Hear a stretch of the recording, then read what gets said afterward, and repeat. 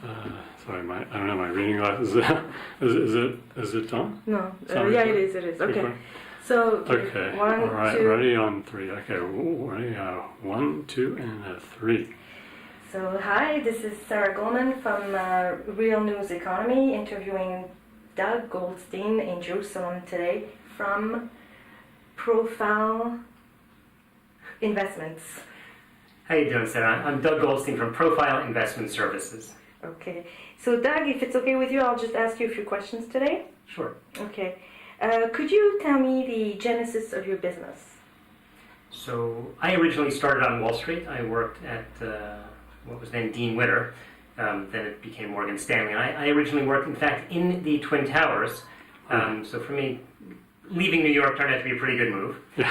And I ended up doing the exact same thing in Israel that I did in the States, which is working with Americans on their U.S. investment accounts. So I tend to work with people who have moved to Israel, but keep their money in America in brokerage accounts and investments like stocks and bonds, and mutual funds, that kind of thing. Okay. Do you think that you will do better economically this year than last year? I usually like to focus on what my clients are doing, and I'm hoping that they will do very well going forward. Okay. Are you optimistic about the future here in Israel? Yeah, Israel is where it's at. Although I actually handle global investment portfolios based in the U.S., I think that for people who are looking to really be part of a growing country and a growing economy, not necessarily from buying stocks in Israel, because no one knows what's going to happen there, but there's so many opportunities here, there's so much great technology here, and there's so much happening that I encourage people to get involved and certainly to consider living here. Okay. Should there be a serious downturn in the economy, how would you go about protecting yourself and or your clients? I think that people need to set up portfolios that make the most sense for who they are. There's always risk in a portfolio. There's always risk in the stock market. No one has prophecy. No one knows to predict when it's going to go up or down. But each person needs to set up a portfolio with an asset allocation model that makes sense for who he is. So, for example, if someone is nervous about the market, then he's got to cut back on the amount of exposure he has to the stock market and other risky assets.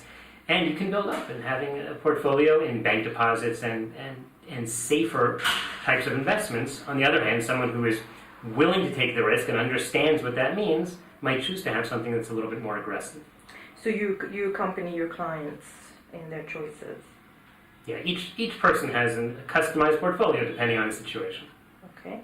What is unique about the investment business in Israel, according to you? So I can only talk about the space that I'm in, which is I specialize in dealing with cross-border investors.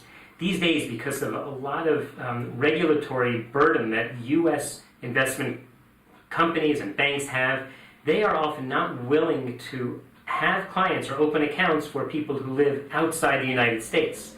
It's actually a real problem, especially for Americans who have expatriated, whether they live in Israel or Europe or the Far East or South America. On the other hand, there are companies like mine where we specialize in cross-border clients. We are, in fact, able to open U.S. brokerage accounts for them and give them the investments that they're used to in the United States, even though they live outside the U.S. There have been companies which have simply called or written letters to all of their clients, and they said, we understand you live outside the United States, and you have 90 days to close your account. Wow. It's a nightmare for these people. But luckily for them, we're the solution. Okay, and fun question for you, last question.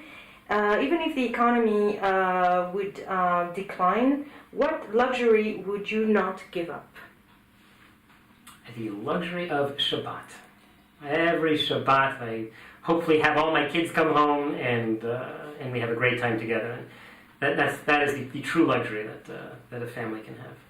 Thank you so much, Doug. Okay, Doug, thank you very much for taking the time to talk here on Real Economy News in Jerusalem, Israel.